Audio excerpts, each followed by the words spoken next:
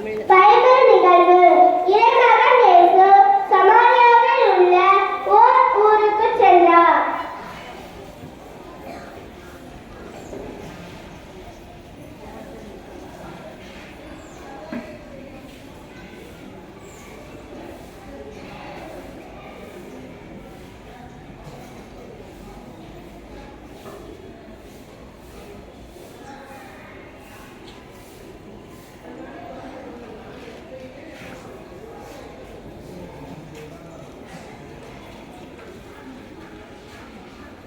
இன்னே குடிக்கிறனுக்கு தண்ணீர் கொடும்.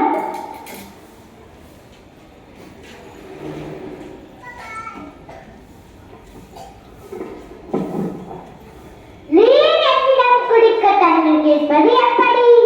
கடவுளுடைய கொடை எது என்பதையும் குடிக்க தண்ணீர் கொடு என கேட்பவர் யார் என்பதையும் நீ அறிந்திருந்தால் நீரே அவரிடம் கேட்டிருப்பீர். அவர் உமக்கு பாடுதலும் தண்ணீரை கொடுத்திருப்பார். ஐயா, தண்ணீர் மொழ உம்மிடம் ஒன்றும் இல்லை. கிணறு ஆழமானது. அப்படி இருக்க வாழ்வு தரும் தண்ணீர் உமக்கு எங்கிருந்து கிடைக்கும்? எங்கள் தந்தை யாக்கோப்பை விட நீர் பெரியவரோ? அவரே எங்களுக்கு இக்கிணற்றை வெட்டி தந்தார். இந்த தண்ணீரை குடிக்கும் ஒவ்வொருவருக்கும் மீண்டும் தாகம் எடுக்கும்.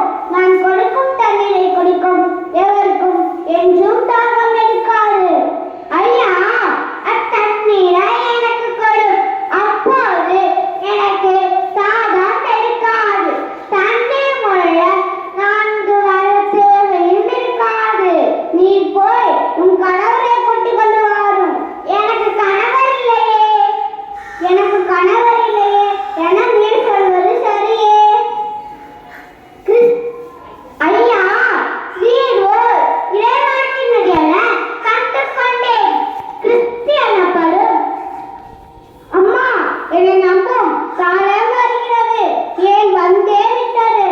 அப்பொழுது உண்மையாய் வழிபடுவோர் தந்தையை அவரது உண்மை இயல்புக்கேற்ப உள்ளத்தில் வழிபடுவர். கிறிஸ்து எனப்படும் மெசியா வருவார் என எனக்கு தெரியும். அவர் வரும்போது அனைத்தையும் அறிவிப்பார். உம்மோடு பேசும் நானே அவர்.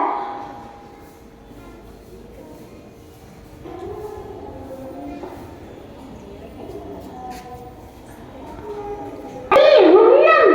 நான் உண்பதற்குரிய உணவு ஒன்று உண்டு.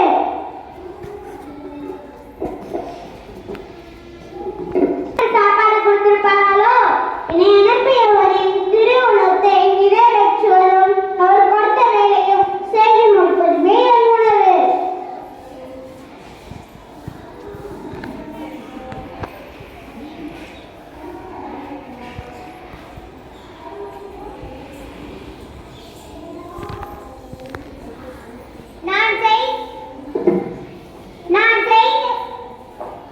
நான் செய்த எல்லாவற்றையும் என்னிடம் சொன்ன மனிதரை வந்து பாருங்கள். அவர் மெசியாவாக இருப்பாரோ? வாங்க போய் பார்க்கலாம்.